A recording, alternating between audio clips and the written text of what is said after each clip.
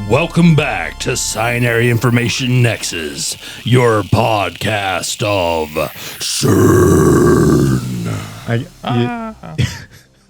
You took it back to the normal one, Joe. Yeah. Hey, I can't change it up every week. Yeah, then I guess it wouldn't be as interesting whenever it does get changed. So, Do you know how hard it is to be creative? pretty hard. Pretty hard. True. Have you seen my flyers that I make for this company? They're like just words on paper. But anyway, welcome back, everybody. Today is July 24th. I think this week has been kind of crazy. I have not been here, but I've seen some stuff over the communication channels. So lots of fun. But not with that is not the reason that Richard is here. At least I don't think so. No, he seems fine. He was just like, I think I'm done for tomorrow, and then left. Yep. So, but that is why I am actually sitting in Richard's chair again today. I know that's pretty rare, but I am here. I'm going to be directing. And because of that, we actually have a topic today, unlike when he runs it. He has topics. They're just more vague. They're more like categories. Like, the amount of times that it's like literally 5 minutes before the podcast, I'm like, Richard, what are we talking about today? He has more of like genres instead of topics. So, but anyway, we do have that. But today we do have quite a different set of cast members other than me and Joe. We have Pierre Vivioni, our firewall engineer here that's joining us today, and then Alexandra, who is our analyst in the SOC. So this is the second time you've been on. Thank you for joining us. Yeah, thank you for having me. Anytime. Super fun. So jumping into the topic for today. So one of the things that we constantly preach here at Scinary is defense in depth. When we're looking at the best ways to protect yourself from attacks, we know that not all tool or no tool is a silver bullet. It most likely will have a case that something gets past it. Mm-hmm. But there are some complications with defense in depth, or at least things to consider. And so we really wanted to dive into that specifically and go over defense in depth. So kind of the overall piece that we're going to be going over today is the diminishing returns on risk reduction for each tool or the defense in depth strategy. So each tool that we put into place, how much risk reduction are we getting? What is like the ideal structure for defense in depth? So like, is there a certain time that we get too many tools? If you didn't have infinite budget, what would be the best way to handle it? And then lastly, or the last two questions kind of that we're hoping to cover is, if there was one specific instance of a tool that's going to give you the biggest risk reduction, so not a defense in depth strategy, but if you had to choose one thing, what would that be? And then lastly, because it's always kind of fun, if you had infinite budget, what would that look like? What crazy DoD level cyber thing that you could do? That's not to say the DoD has the best cyber in the world, but they got the budget. Yeah, they got the budget. It's somewhere. Somewhere, yeah. But the idea is, if we did have a black card that we could spend as much money on tools that we could, what would that look like? So just kind of kicking it off, if anybody, like, when we're talking about defense in depth, what would be like, if you want just to describe kind of the idea of defense in depth and why it's important? Networks are like onions. How did I know that was going to happen? Like, play the donkey's theme. Man, no one likes onions. What can it be a parfait? Everybody likes parfaits. Have you ever baked an onion with like butter and stuff? Just a baked onion? Yeah. Like a baked potato, but an onion? Yeah. I've heard it's good. With butter, yeah. It's like a TikTok thing. I've seen it. It seems like it'd be good. I like onions. So, but yeah, networks are like onions. Actually, so I think Donald came up with this graphic that he wanted to use at one point in time that I actually really like as a concept, which is these number of concentric rings, almost like domes. You can think about it like that old game where it's like all the meteors trying to come in, and there's a little city in the middle, and you're trying to defeat all the meteors, right?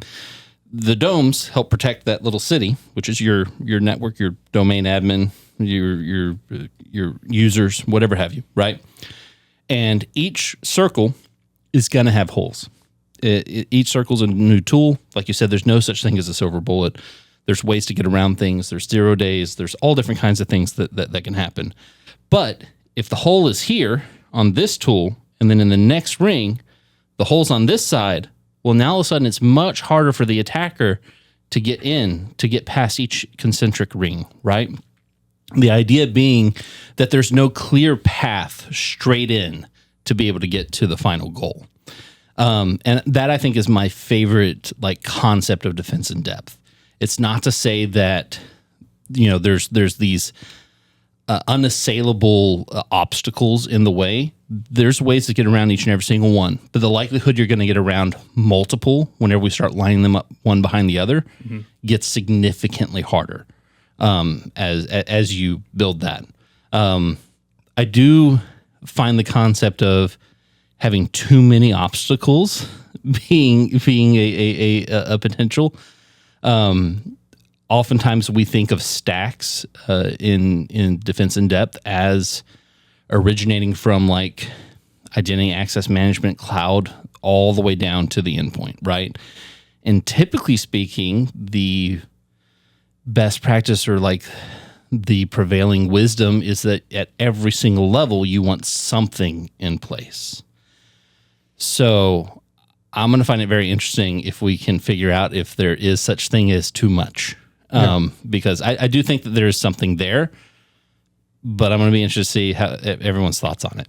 I definitely have some theories, but I think it depends on who you are and who you're defending from a cybersecurity perspective. Also, asteroids, I believe, is the name of that thing that you're talking about. Yeah. And then I forget what the model's actually called, but it's pretty similar to the Donald thing. It's like the Swiss cheese model, where you're stacking the Swiss cheese and I was going to call out Hunter. I read an article today, actually, as I was looking it up, other people's opinions on this, and they've compared it to a Jenga tower. They were from an internal position, you're just seeing a line of walls, right? A bunch of different ones, often based on compliance, right?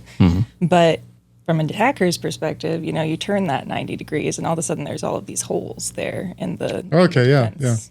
So, sure. Yeah. Thought it was an interesting perspective. Yeah, I've never, perspective. So the one thing about the Swiss cheese thing, that was, I know, I'm pretty sure other people have thought of it, but the first time I kind of heard that concept or that comparison was Hunter. I think he did a presentation for one of the cities. Yeah. And his presentation was titled Cybersecurity Swiss cheese or something. I can't remember exactly what it was called, but it was exactly that. If you only had one piece of Swiss cheese, it's going to have a bunch of holes in it. And then as you layer another one, the holes may, some may get covered up, some may align, so you still have it. So you continue to stack it until you get a block. Now, the thing with that is I'm pretty sure you would eventually be able to cover all the holes with the Swiss cheese. Yeah, you just rotate them. But I do think there's some limitations whenever you start to actually apply cybersecurity, the true cybersecurity tools, where you're never going to truly cover up all the holes with defense in depth. It's just not possible. It's going to have some issues there. So jumping into kind of the question of how or if there are too many tools. So the way I want to start this conversation was whenever I'm thinking about some of the limitations of defense in depth. So first of all, the big one is obviously budget. Any sort of defense in depth strategy is going to run into a roadblock that is budget, because you can have all the tools in the world, but if you're spending, if it costs you $10 million to implement all of those tools and you only have $100,000 or even less in a lot of cases, you're not going to be able to implement the other strategy. Another one, which I think doesn't get looked at, which I think is kind of a more interesting conversation, is oftentimes, and I've said this a bunch, complexity is the enemy to security. So you can have a billion tools, but if you're not an expert in those tools, you don't have them properly configured, then are you really actually providing any additional risk reduction for having that additional tool? I'll point to firewalls as an example. A firewall is a great tool. You can leverage 10 different firewalls. But if you put each FortiGate, and I'm just going to use that as an example just because it's what we use, in line at every single distribution switch, all right, cool. You've spent all your money on all these firewalls and you've got them in each campus, each distribution switch. But if you've left them default, you basically did nothing. You've got another switch there. So those are some of the complications, just two of them that I see with the defense in depth strategy with too many tools. Well, and I think one of the things that people oftentimes use to address the second one, the complexity issue, right? Because the more different vendor solutions you have, the more you have to be an expertise on different things, right? You either have to have different people that have that expertise, or you have to start wearing multiple hats. So one of the things that oftentimes gets looked at is the difference between a homogeneous and a heterogeneous security solution, right? Are we using all one vendor? Is everything in my environment Palo, right? Platform model. Yeah. Or am I mixing and matching? Because if Palo has a thing come out and it's a major vulnerability, is it going to affect their entire stack? Is it going to be so much that it can just start getting through my entire defense in depth because they attacked the vendor and not the individual platform, right? Or the individual solutions, right? And if you have multiple solutions, right, you have a little bit of variation in that, so they can't just attack a singular. You're diversifying the risk away. Yeah. Right. But you're increasing complexity. Yeah. And so it's honestly, it's a really hard balancing act. And what we've tended to see is actually a lot of people tend towards the singular platform. And I'll be honest, I mean, we are the single company that tries to have a full stack. Yep. Now our stack is made from multiple vendors. But I will say we like the things that are in house, you know. So there is that consideration. But I think that's probably the biggest thing whenever it comes to complexity is unless you're doing automation or like SIEM or SOAR, which we can get into that here in a second, you have to have people that are individually aware of all those different types of configurations, just like you said, in order to be able to get it to a secure place. And the more different solutions you have, the more that goes up. I feel like complexity is a balancing act, though, because I've had this conversation with a couple different people. Like, I've been studying email authentication and how all of that works, you know. And I've come to the conclusion that keeping that really complex is part of what keeps it secure. Yeah. So, you know, like, as much as you don't want it to be too complex for whoever is configuring your stuff, and, you know, you also, like, don't want it so simple that people can just figure it out and get around it. True. Yeah, one of the things that, for me, another thing that kind of isn't...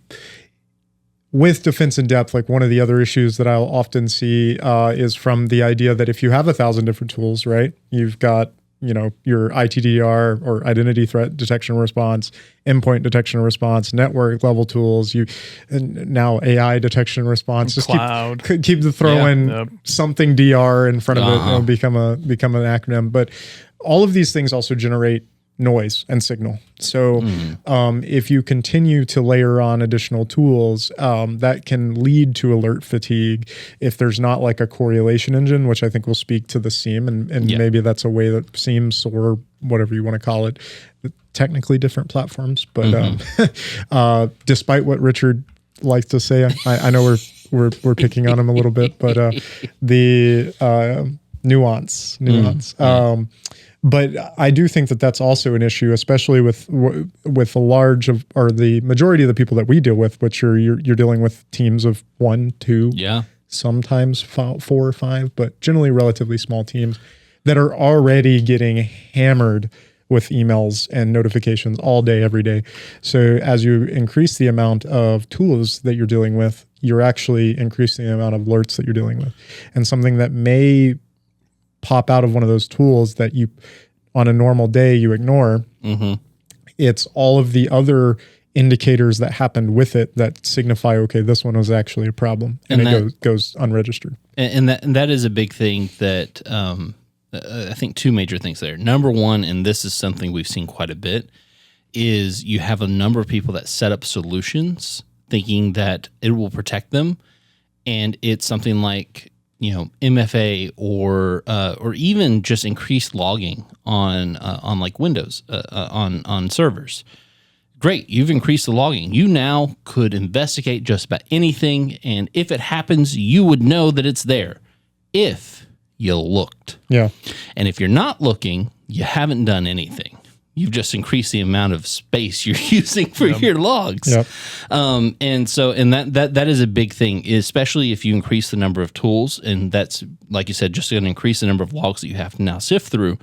If you don't have any kind of automation or anything else on top of it, then you're going to have a huge issue of backlog to work through. And any log that you aren't viewing is a potential log that could have been the log, right? But then you also have, especially as you increase the number of tools, correlation between tool sets. And this is something that I think a lot of people fail on. They look at one tool set as a singular piece, and they're not doing a lot of the correlation amongst, like you said, maybe low level or medium level alerting that's coming from multiple tools and going, oh, this is a different chain than it would be if like one of these didn't exist, right? But it's very hard to do that for two reasons. Number one is, especially if you're using different types of tools, different vendors, they're not going to necessarily always play well with each other. And even if you are using the same vendor, you're hoping that they're putting in the logic in order to be able to do that, or that they have someone doing that for you if it's a managed solution kind of thing, right? And then beyond that, I can't remember what the second one was. The first one's pretty good, though. It's true. So it's okay, Joe. I do that way too much. It'll come back to me. Yeah. Like Mario says, if it was important, it'll be here. Yeah.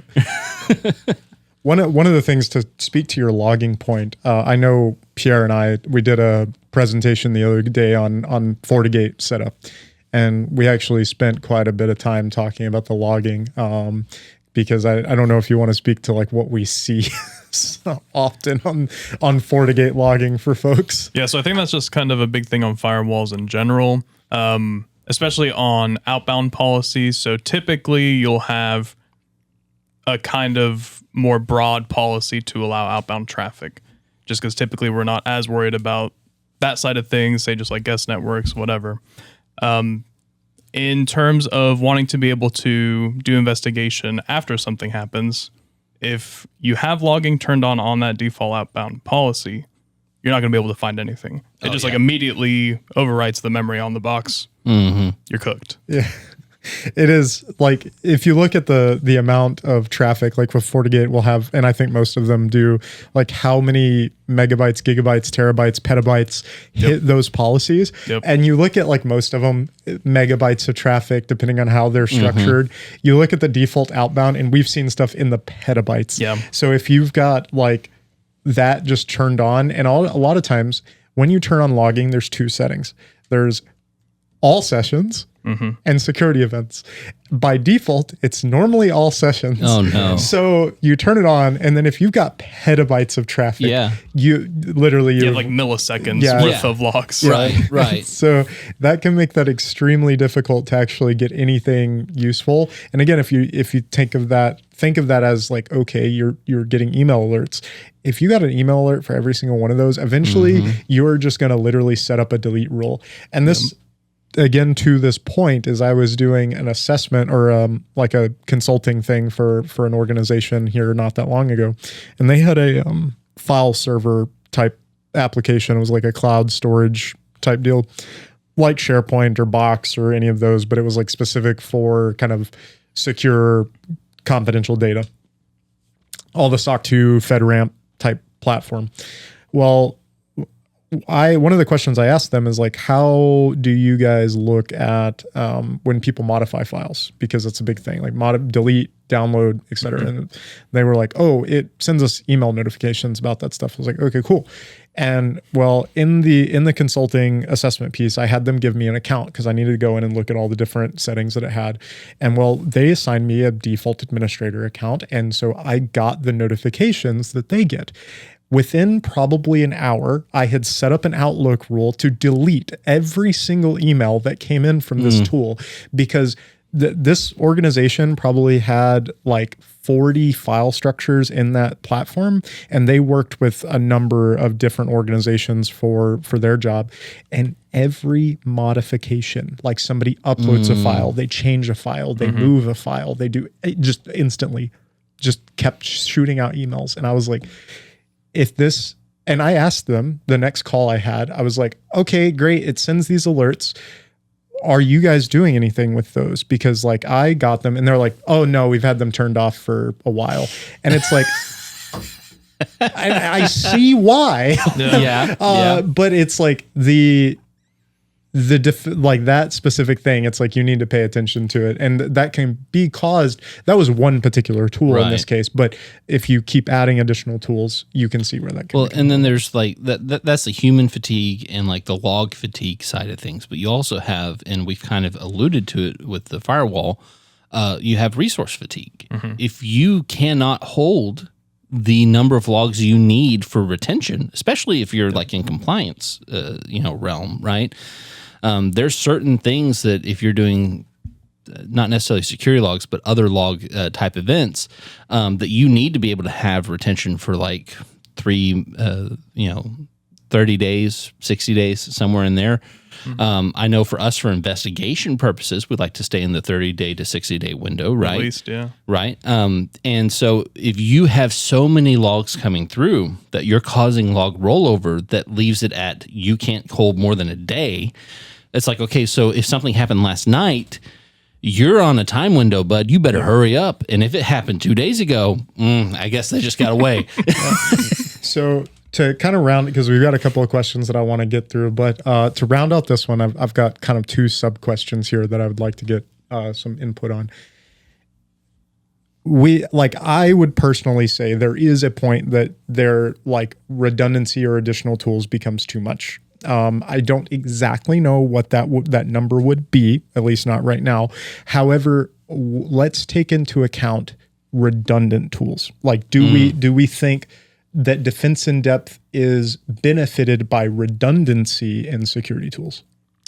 I think this kind of answers your question, but also speaks to the larger issue that we were just discussing, that defense in depth might be a data reading issue. Not only what logs are you getting, but also the alerts that you have, like, in whatever stack of alerts that you're, looking at. Because you have to keep all of those updated, right? You have to curate the logs that you're getting. And so it kind of boils down to what data do you want to see and how do you curate that data? Yeah. Right. Going back to data classifications and all the, we were talking about that earlier today. Yep. I spent like 30 minutes talking about that. Yeah. I think redundancy is a weird point in security. If your security tool's down, you're already at an issue. You don't really need necessarily high availability for your security. You need to be monitoring your security and make sure it's up. I don't know that redundancy is going to help you in any way, shape, or form, especially if you're using different platforms. I mean, in typical high availability, you have two of the same thing, and that's a thing. But we have seen multiple times where people have like two separate solutions. Yeah, that's kind of what I'm more hitting out on this question. Okay, so not necessarily because like you're not going to have two threat down agents on a machine; they just cancel each other out. Yeah, but like let's say somebody CrowdStrike and threat in the case of like I was even thinking of two SOC teams. Like you have one monitoring one solution, another one monitoring another solution. So you have two independent entities that aren't really, they may be working together, but it's like they're doing their own thing. Yeah. And so like how does that play into, and I think this can speak to like what our ideal situation would look like later. I think 100% redundancy is stupid in that case. Okay. I mean, just that's my take on it. I think you're paying double for basically the same efficacy. Either your solution is good or it's not. If it's not, you need a different solution. If the solution is good, you don't need another good solution. You need to work within the confines and understand the configurations for the solution you already have.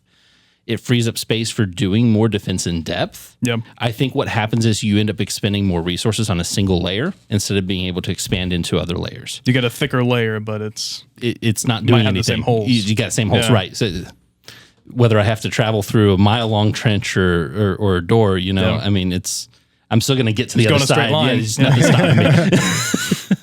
All right. So I do have a question for Brazos, though. okay. I'm being what this isn't how this No, works. I have a question.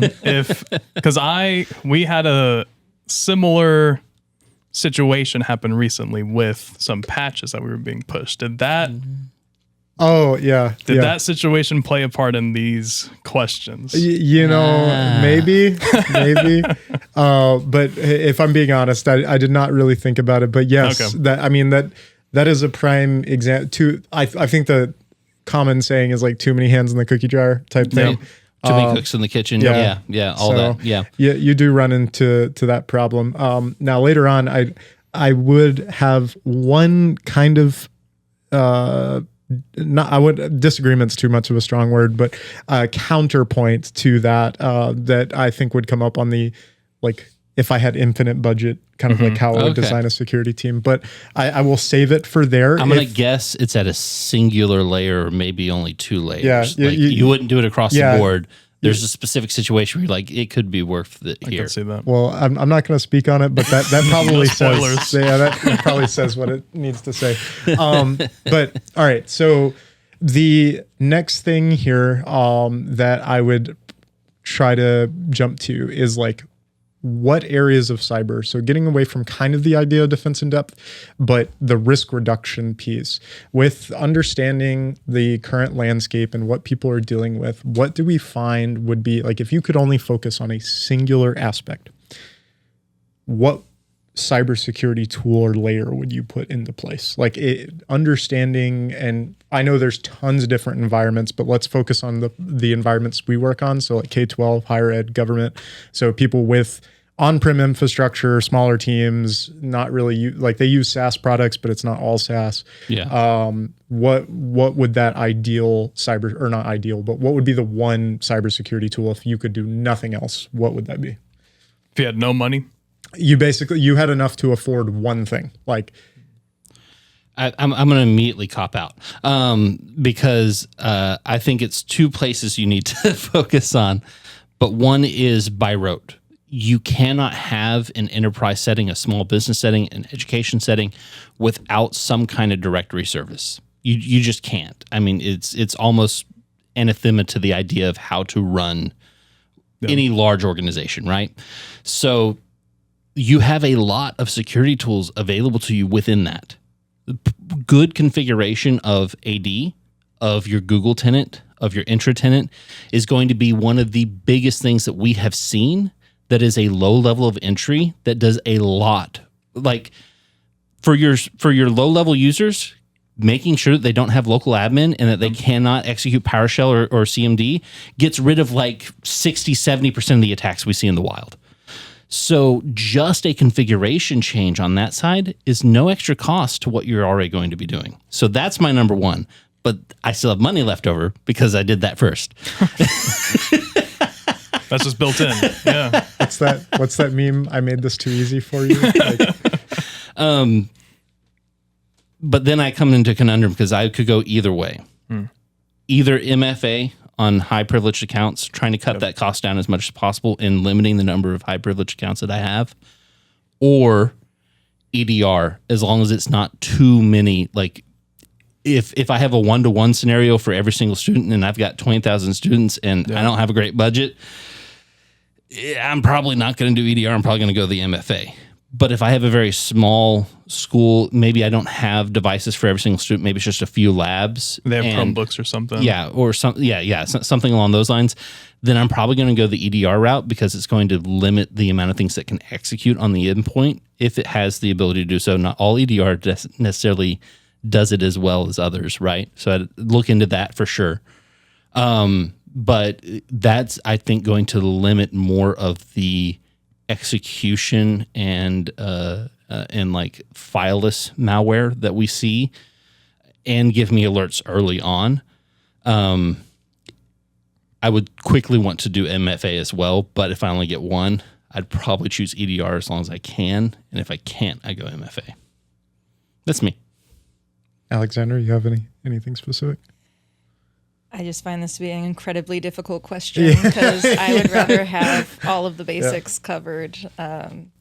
Because you find that, or at least in my readings and research, you find that a lot of people do have all the basics covered. They have some kind of EDR, they have Active Directory or some sort of directory service. They've got seeking or something along those lines as well.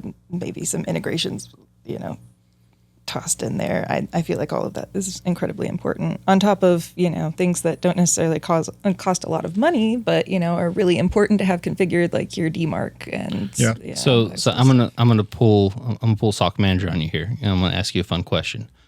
What tool do you find to be the most effective at elevating incidents for you? I'm gonna cop out a little bit here and say Connect. So By Connect. Because it's all of them. Keeps all of them, in one place for me to look at. Well, I will say, like for me, which kind of points to that, but not really Connect as a whole, but for me, identity. I think if you had something to pay attention to identity, that's going to be your number one issue, because at the end of the day, what we've seen for IR the past 6 years has been the biggest way that people get in is the very first layer is they're compromising some form of identity. Yep. Be it an account, be it like even a phishing email, they're abusing identity in some way in that case, which then leads to every other step afterwards.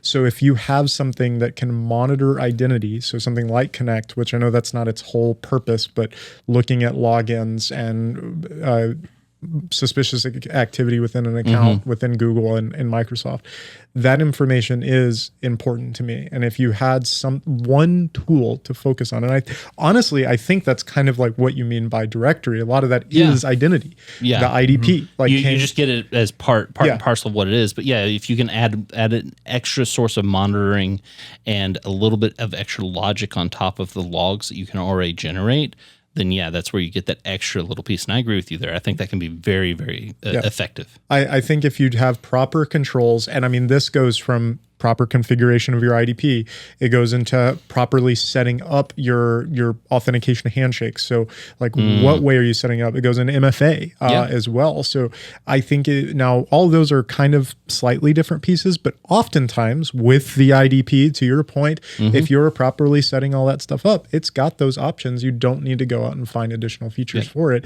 The only layer that is often not in there is the ITDR, identity threat detection and response portion. Again, I just keep throwing DR on everything, and you're a cybersecurity expert. But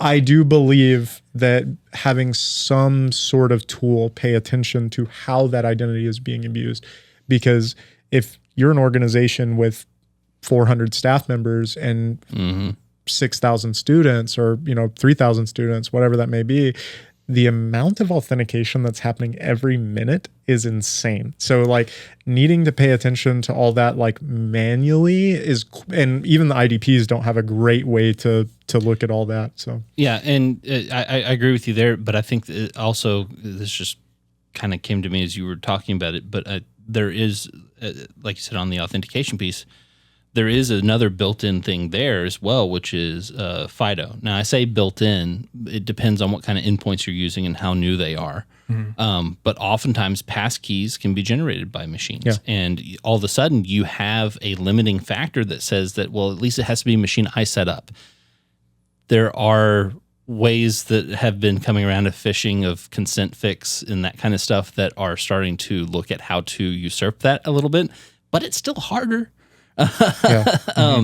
So but that goes back to that there's no silver bullet, but that is a huge limiting factor. I can't count how many times we've been doing things and we've been trying to like spin up a server that we're trying to investigate something that could potentially be malicious. We don't want touching our network, but then we need some of our third-party resources like, oh, but we can't log into any of those because I'm not on a Scinary owned device.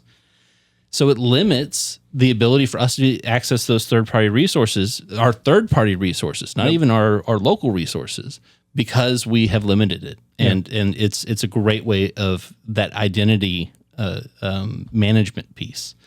So, I just thought about that. But that goes, again, it's part of the, like you said, the IDP, the configuring of the domain, the tenant in an appropriate fashion in order to be able to limit as many things as possible. Pierre, do you have anything to add? I was a little bit biased on that too. So on top of like the AD, You're going to say a firewall, aren't you? yeah, Oh, well, we weren't going to just leave Yeah. ourselves. Okay. come on. Okay. That's kind of a no-brainer, though. You Yeah, have to well- have a Well, I think firewall the biggest sometimes. thing is that with like a lot of the next gen firewalls, I feel like, and that's even a part of our presentation that we had. There's so many components in it that you're paying for. Like you need it to be licensed for it to work. You're paying for it. Just use all of it. Yeah. Since it's there. Yeah. So like Yeah. a lot of the UTM stuff, you can do a lot of filtering on that. You don't even need like a whole separate content filter, especially if you're like a small school. Well, and then we have a bunch of schools that that have asked at some point in time about like application blocking on the endpoint level. But if you can do application blocking at the firewall level and your endpoints don't go off network, you've basically done the same thing. Yeah. It really depends on that last part there of whether they go off network or not. If they're lab machines, you're good. Yeah, right. But yeah, I agree with you. I think there's a lot of really good tools that are already there. And you cannot have a network without a firewall. We've Correct. talked about that. Please do not. Yeah, not in 2026. You anyway. can do it, just don't. What did we call that, Pierre? Raw dogging Yeah, the internet. do not do that. The one of the things, like the core pieces to the, like I think it came up with everybody's kind of point there, and I really think that this is crucial. It's really like the tools that exist already, most likely in a lot of cases, proper configuration would go so far. Like the amount of stuff that happens not because you were missing a tool or there was a vulnerability or there was malware or anything. It was like, a setting wasn't set up correctly, or we were missing like one configuration, or Yep. IDP. Like so many times, like there are nested groups that are giving over permission things, or the like proper set it like logging. Like, are we logging the right stuff to actually get a good signal to noise ratio? And then off the firewall UTM thing is like, man, like most of them are all defaults and it's like not even being utilized. And even on the identity side, we've seen a ton where like you have the ability to centralize logging, have one panel for controlling of all the credential and identity, and most stuff is still just decentralized, and people log in with different credentials, or it's controlled by one particular platform and there's no MFA, and so proper configuration of that would go a long way. Or shared cred across all of Yep. them. Yep. So Something that I think is kind of interesting with all of our responses, though, is that we all erred on the side of we'd rather catch it before it happens. Yeah. Like EDR is great, but wouldn't you rather catch it before yeah, it pops? Have it there just like in an emergency case. Right. Not depend on it. And no, I lost it again. Man, this is good. What is this? yeah. Are you okay, Joe? Yeah, I'm doing We fine. need a break. Yeah, Yeah, Come right. for a break. if it was Richard, we probably would have cut it for a break. Or, Yeah, right. Guys, We have an incident. Let's go. well, that's one of the things to kind of speak to the defense in depth and kind of the Scinary model is that I constantly talk about, like, what we try to do is that we try to capture the attack earlier in the chain. And ideally we actually focus a lot on prevention, not like we have the detective controls because you have to have them, but we focus a lot on prevention because we'd prefer to not even have it happen. The misconfigurations, the IDP, not using the firewall correctly. I remembered. So, and it speaks exactly to that. In our detection, in what we've worked incident response wise, when we see an attacker get on the network, the first thing they look for is not vulnerabilities. They don't go through and they don't try to find what kind of patches you're missing or anything else like that. The first thing they look for is what kind of configurations are you running? Are there insecurities? Are there nested groups? Are there things that I can leverage in a legitimate form that you just have not closed off enough for me not to be able to use? As an attacker, that is the number one thing that we see in discovery is they just try to enumerate groups, enumerate permissions, figure out the lay of the land, and they will do all of that before they even look at vulnerabilities or exploits. Because at the end of the day, the number one thing that they typically get is a misconfiguration. Yep. Or at least a less secure configuration. Yeah. And that is like we have built our model to try to detect or prevent that from happening as much as we can. And then because that isn't always possible, Right. we have the detective controls. That is the defense in depth model. That's the reason but we take it a step further, not just like the security tools. We're not just doing, all right, well, we've got network, we've got endpoint, we've got identity, we've got all these different layers. We also add an additional layer that so many like cybersecurity firms miss, which is the preventative side, which again, prevention, you're never going to prevent everything. But if we can close off 80% of those misconfigurations, the amount of attacks that drop is significant. I mean, literally the firewall SSL VPN, if shutting that down, man, I knock on wood, have not seen very many of the SSL VPN issues as we had a year and a half ago. And that was like after, I don't think you can knock on enough wood there, but that is something. So, layering in defenses, the preventative controls, that's really important. And again, I think that speaks to everything. It's oftentimes not how many tools you have. It's like, are you actually properly configuring stuff? Well, and that's why like our scans, our internal assessments, our external scans are so important, is because it really does give you that snapshot, that lay of the land, much the same as what an attacker would view. And that's actually how we typically bill it, is that we're doing it as an attacker would, so that we understand what the attacker can see. But at the end of the day, that is, I guess that's another big control that we haven't really even mentioned here, is auditing. Or just taking a look at what exists. Oftentimes, whenever it comes to those kind of configurations and stuff like that, it's because they didn't even know it existed. It's because they didn't even have anything to point in the direction to look. Now, there's some automated tools out there. I'll be honest, whenever it comes to directories, it's hard. I mean, we've even looked at a number of different automated solutions, and there's none that are like great. There's some that'll give you some little tidbits and go, yeah, in that general area, you probably need to fix some stuff. We were talking about on DLP. Yeah, every single thing in the world is going to tell you need to configure DLP. And you go, okay, cool. How? Well, what kind of information are you trying to protect? Where is it? Have you classified it all? Do you know what you're exactly trying to protect? And do you know regex? Because that probably is going to help today. Yeah. And even then with regex, it's like there's so many values that, how much do your people like to work? Because can they throw in a bunch of like requests for this to get released back to them because it got stolen? Also, how much are they actually removing from the digital repositories that you keep all of this stuff? How much of it's on their endpoints? DLP is like crazy, but there's so much in directories that are like that makes it very, very hard to point to where these configurations are without having some kind of expert come in and take a look. Well, I think this speaks directly to kind of the overall topic of today, is that eventually Richard's mentioned it, but what is reasonable to expect? And I think that's kind of like what I want to hit on with this, or what I've been trying to hit on, is that oftentimes like you could continue to layer tools, you can continue to add security products, but at the end of the day, you're never going to hit zero risk. Like that's impossible. You're eventually going to get like a long tail of decreasing risk reduction, that diminishing return. So like if we cover the most vital things like data classification, it's important, but eventually you're gonna the what ifs, they're gonna keep coming up. Like for example, I was talking to somebody about literally data classification the other day, and they were like, well, what if someone brings out their phone and takes a picture of it? I'm like, like correct. You're correct. Like that is gonna happen. So what is it? Tell me. And so it's like you can't possibly account for every single thing. Or, I mean, maybe in some way, somehow you could prevent that. Like you could have everybody store their phones at the front, but that's not reasonable. Like there are certain controls that aren't reasonable for the people that we work with. Right. It does depend on industry, depends on what the job classification is, all that. Yeah. If you work in literally a DoD contract vehicle company, like, you do have to store your phone or at the Lockheed. front of the thing. I think this is in line with the flow that you wanted for this. Let's be unreasonable first.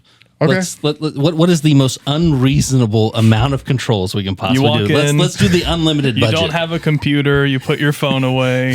You get a stack of books. All right. Pen and paper. Is that your? we have an unlimited budget. You're just going to do pen and paper? Well, no, that is that's a so many thing pens. That, so my dad, he's retired now. He used to work for Bell Helicopter. For the longest time, that's how they kept things secure. Like he was an engineer that worked for Bell Helicopter, aerospace engineer. Like they worked on some cutting edge stuff, but at times, and they just, if it's not on a hard drive, we don't have to submit it for, like. Yeah. Put it on paper, lock the room. Yeah. I got a bunch of filing cabinets. Yep. There's your data classification. Honestly, that probably was a simpler time. Well, not from the categorization standpoint, but like the security standpoint, yes. I think the more modern way of doing that is an intranet, one that specifically doesn't touch an outside network. Which would be air gap, right? And so if you can air gap, that is a perfectly legitimate way of at least getting some kind of security. Now, there are ways around air gaps. Again, go back to taking that picture on the phone, right? Yep. So that is a consideration there, right? So one of the ways, like just to kind of run through, like, and this is where I that counterpoint that I was talking about. So obviously, just to kind of set the stage, all of the major security tools, I'd have them. So firewall, endpoint detection and response, some sort of identity threat detection and response, a vulnerability like a management platform, but and then a constant, like I forget what they call that tool because there's so many freaking cybersecurity tools, even I can't remember them all. But the like exposure management or the thing that constantly just runs scans and attacks. Attack surface management. Attack surface management is another way that I've heard it. Yeah. Being able to see my edge constantly and having reports there, I think would be vital. Multi-factor authentication through like a third-party service where it centralizes that. I would have my SOAR tool, so I'm not having to rely on every single one of these tools to manage. It all gets ingested, but more importantly, this is the thing that I think we didn't when we were talking about the defense in depth, but we kept hitting on it. But the orchestration layer, yes, you have to have that orchestration layer for all of these different tools. So something that automates response actions between them. So I don't have to have a whole entire Scinary for my singular security and if you thing. can enrich and normalize the data, because that's another big piece of making all the tools play nice. And then the big thing here that I think this is not even it is a tool. You can have a GRC tool, but I would invest in a true governance department. Their whole role, like their portion of is to look at all of my policies and actually enforce them. So they are taking my data classification and they are my policies there, and they're actually auditing the different departments and how they're handling my data so that it's like, okay, well, if HR is supposed to be storing their data in this singular drive, they're going and actually auditing that or auditing the tools that make sure that that's happening and that they're properly enforcing them and the ramifications of abusing the policy, right? Which I think is a thing that gets missed all the time.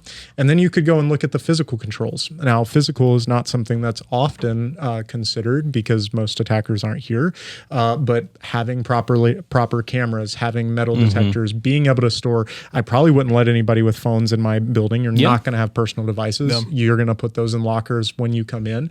Any sort of your backpacks are getting checked. It's literally going to be TSA as you walk through the building. Where are you working, Brazos? No, you put it in a locker. You get checked as you walk in, and then you get your company-owned device that you can communicate while you're inside. You cannot take it home. Enforcement on that is crazy. I mean, I've done physical security before. You have to have cameras covering every inch of that place inside the secure area, right? To make sure that no one sneaked it past the manual check. Oh, and I know, like, we all dislike these folks here, but if we're talking unrealistic crazy, I'd have it flock everywhere, like every single building, but not flock. Not flock, but the flock. The idea. So I think you could take that just into the realm of cameras are another control, another data security. You can have overlays of AI on top of that, and then that should be ingested to your SOAR to some degree or another, so that it alerts you on physical access, honestly, would be a great part for it. Now, the one thing that I would say, this is where my counterpoint comes to. So all this crazy stuff to finally get to my counterpoint. I would say that in a few cases, it would make sense to have redundant tools. And the reason for that, and I think very specifically, I think it would... Yeah, I was wondering what that was. Yeah, I couldn't tell where it is mine, and it is the sales guy. I'm a sales guy. All right. But it's the same sales guy that keeps calling. And the thing is we have blocked his number 4 times, and he keeps changing it and then calling us again. And it's so annoying. Is it sales at that point or harassment? Okay. So should I say what company is on the thing? Because I oh my gosh. Get the sensor ready, Donald. Yeah. If you need to blank it out, please blank it out. But it's no before. Oh my God. It is the same guy out of Florida that keeps calling me, and we've told him, go away. Like just flat, like we're not like go away. Were we ever partnered with We them? are. We we're still. are. Yeah. Okay. Yeah. It's just. But it's different than... I thought we moved away. But I mean... Okay. We service it for the clients that still want it, right? Yes. Like that's our commitment to them.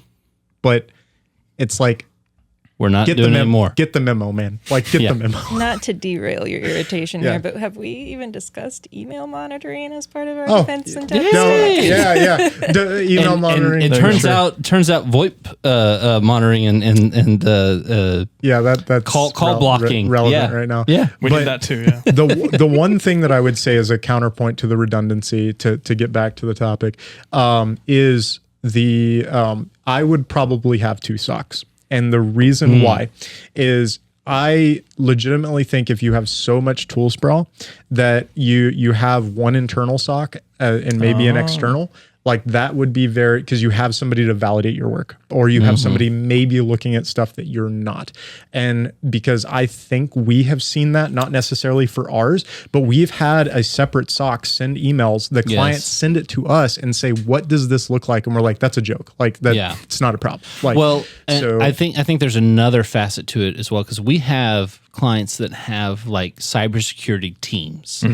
You could look at it as an on-site SOC to a degree. They also have access to many of the tools that we deploy for them, and they have access to other tools often. I'm thinking of a few different ones that have other XDR platforms they also leverage internally. At the end of the day, although we are an external SOC that they are relying on for a lot of alerting, they're not relying on us for necessarily all alerting, which is okay. But the other thing that's happening is anything we alert on, we can take some measure of action, right? And we may be the higher expertise that they're getting from having the outsourced SOC. But their internal SOC has the leverage of knowing the environment and being able to take immediate action often whenever they're there.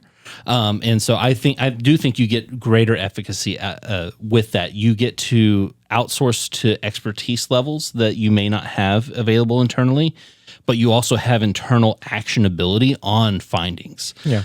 Something that you kind of lose one way or the other if you go only in one direction. So I agree with that 100%. That's really interesting, because I was thinking on the spectrum of how much is too much, like your diminishing returns that you were talking about, that's the redundancy, right? Like if you have 2 external SOCs, there's no way for you to know that they're not both looking at the same thing and just, but it's interesting to me because an internal SOC and an external SOC, that's the only way that you would know, like your internal SOC is looking at other things that your external solution isn't. And I think that there's like a point of sharing the load with 2 different teams, and you get like the external organization that you're employing may have a like more 40,000, 50,000 foot view of the organization, which may lean to identifying things that the person that's in the nitty gritty may not necessarily identify, and vice versa. Like the person on-prem or the team on-prem may identify stuff that the people with the 40 or 50,000 foot view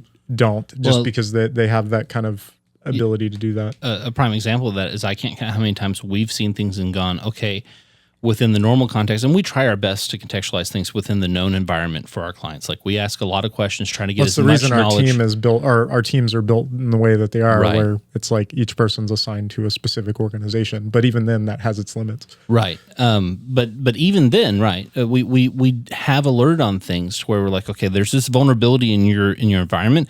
This is critical. You need to take care of this. And they go, well, that's actually this deployment. It's segmented off like this, and we're thinking about decommissioning it at the end of the year. Oh, well, then don't worry about that. That sounds you're going to be fine.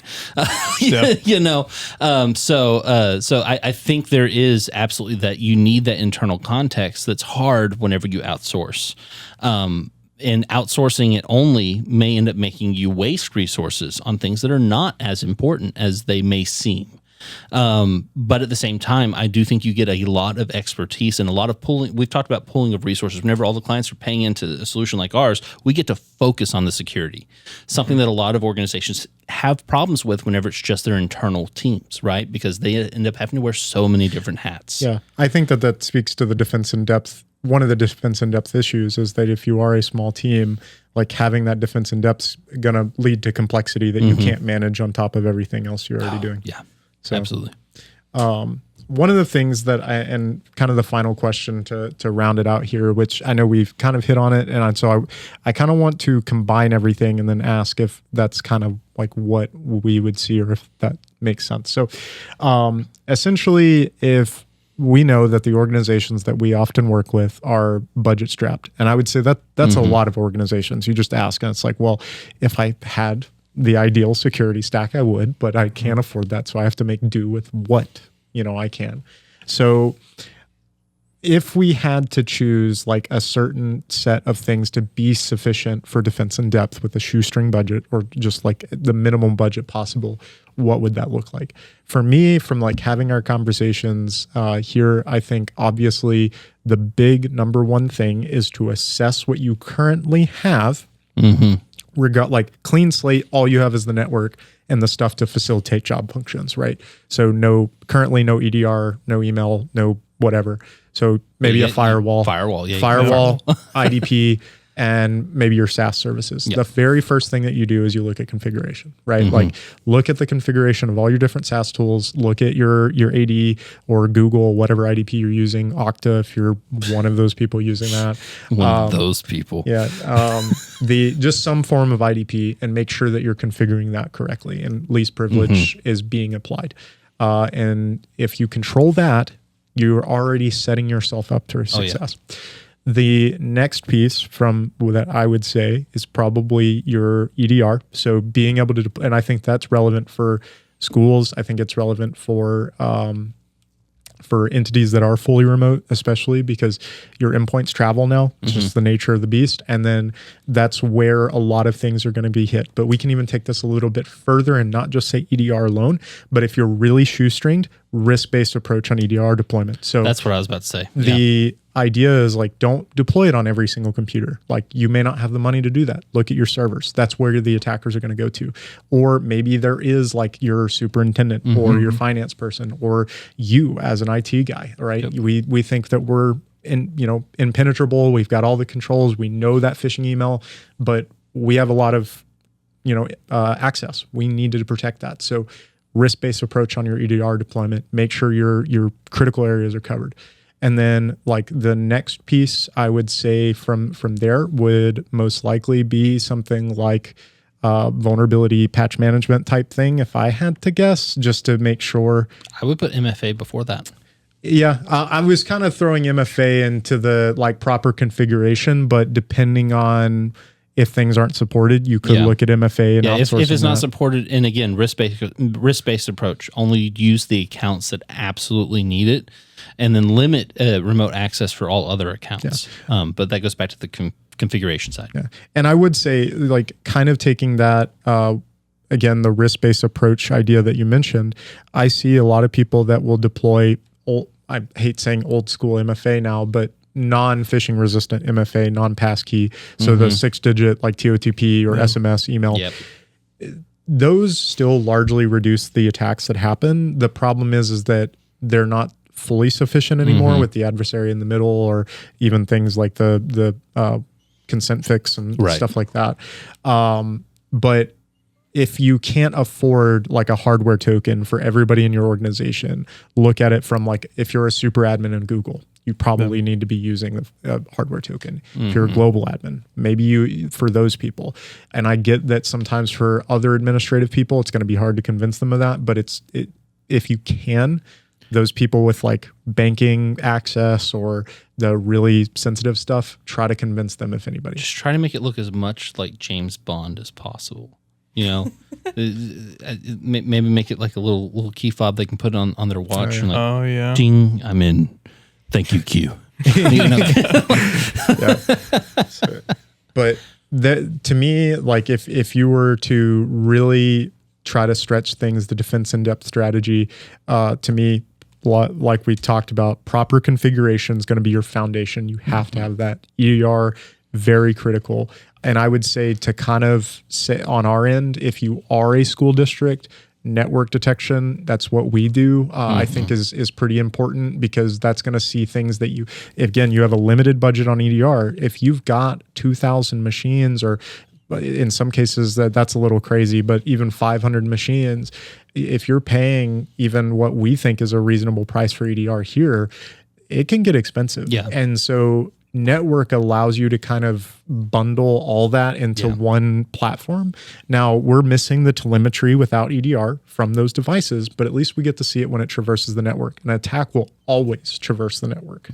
So being able to see it that way could be good. But I do truly think that final layer that we were talking about, the preventative side, so patch management, I think is a really important piece of that, because it is one of your first layers. If you were properly patching, you're going to limit a lot of stuff. We've several episodes talking about that. And then backing it up to the last layer. And I think that this is extremely critical. Backups. And we haven't really talked about that during this episode. Backups and recovery, and testing it.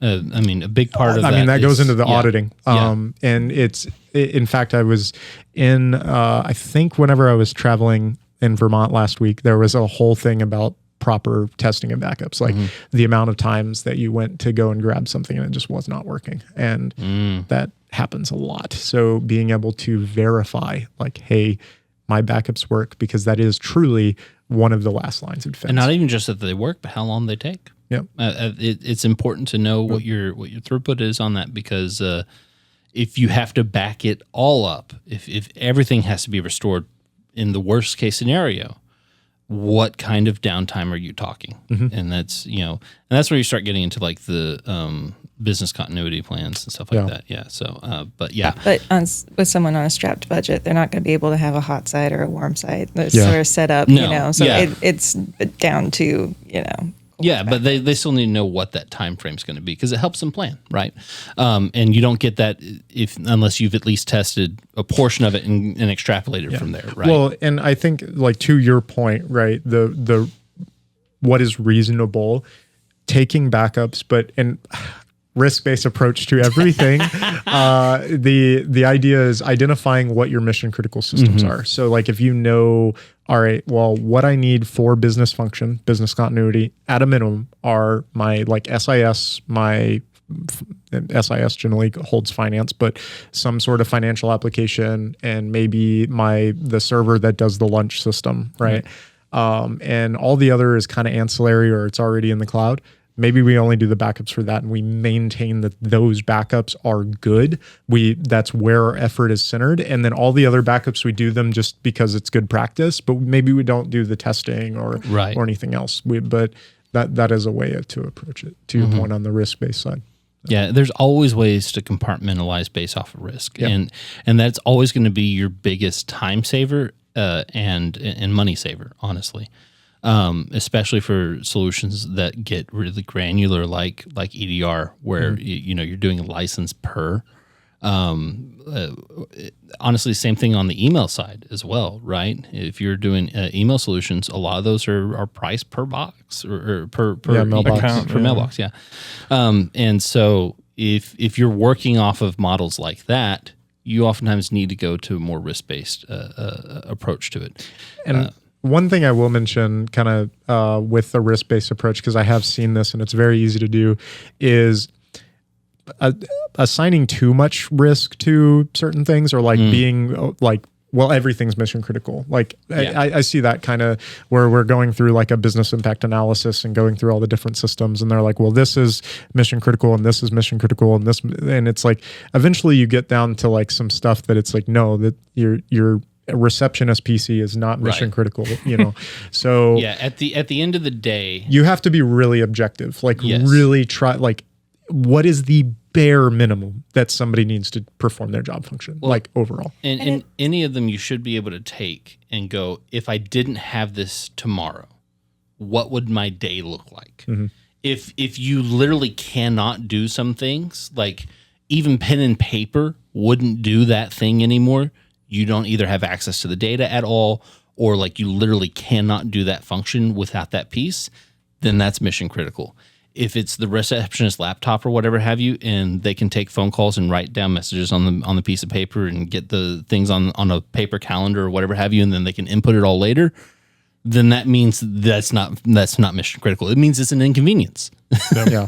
And what were you saying, Alexandra? Oh, it occurred to me, I'm not quite sure. Are we talking about this scenario in a vacuum? Like just ideally, what would we want? Or is this after GRC has been considered? Yeah. Or, you know, like, because I was reading earlier, you know, like, because that's where things end up getting put. That's where the money ends up getting put. Make sure that you're compliant on everything, right? Well, and I think that any of these, it was funny as I thought about that, like as you were talking, another, which I don't think often whenever you think of defense in depth, you don't think of compliance and GRC, but that is a part of it.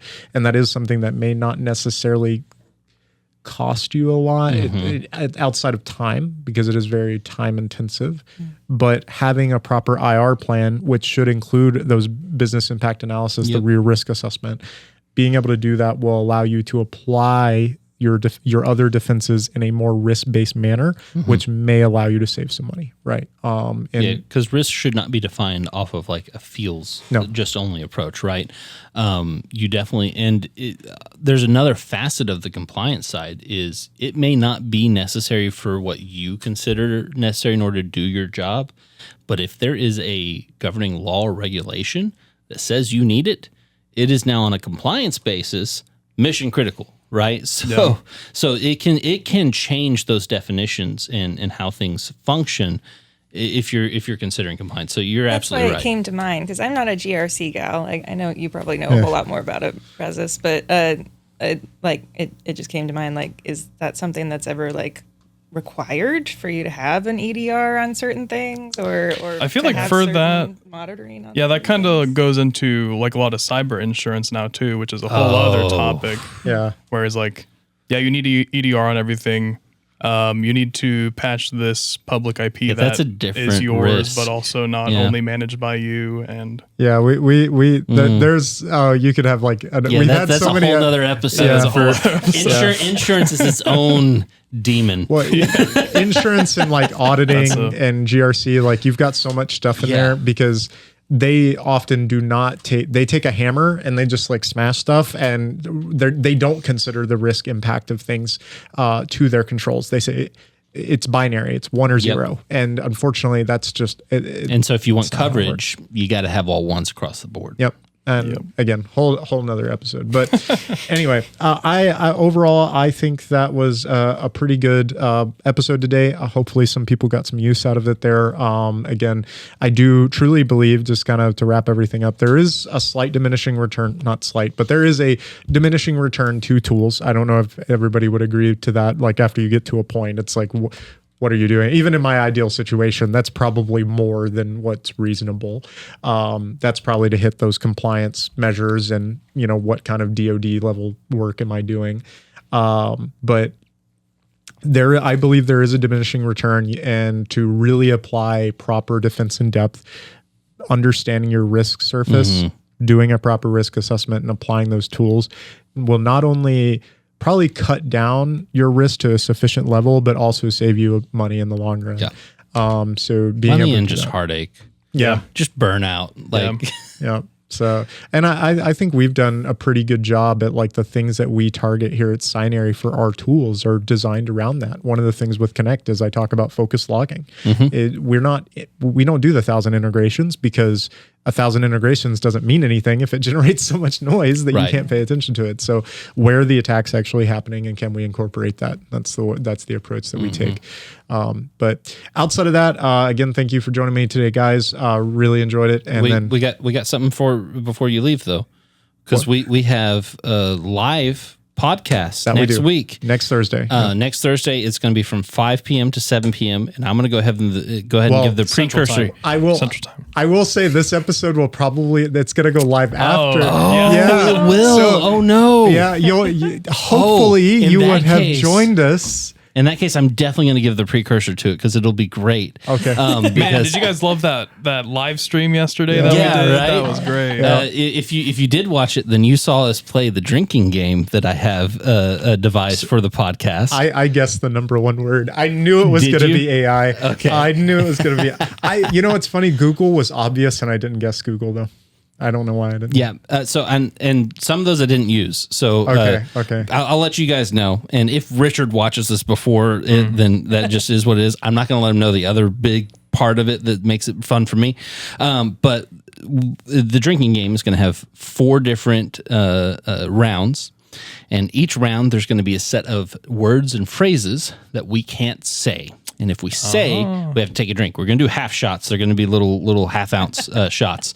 Because we got to make it through 2 hours, but don't reveal don't reveal the key piece. No, I'm not going to do that. But the other fun part about it is that each round is cumulative. They're not individual rounds. Each round adds on to the list. Yeah. So by the 4th round, our last half hour of the 2 hour long podcast, there will be, I think, somewhere around 12 or 14 phrases we can't say. So I will need an ambulance. I will say it's probably who's got the wheelbarrow for that episode. I will say this is probably really good that we recorded this episode then, because this may not go live next Friday, but it will go live the following Friday, just in case we don't have the ability to record. Yeah. We'll see what happens. Yeah. But all right. Again, thank you guys for joining us on the podcast today. Hopefully everybody enjoyed the episode. Again, as always, if you want to see specific topics for our conversations, please feel free to comment. We'd be happy to take any of that. But outside of that, see you next time. And if you want to be a guest, call us. Yeah. Send us an email. Yeah. Thank you. Bye. Thank you. Bye.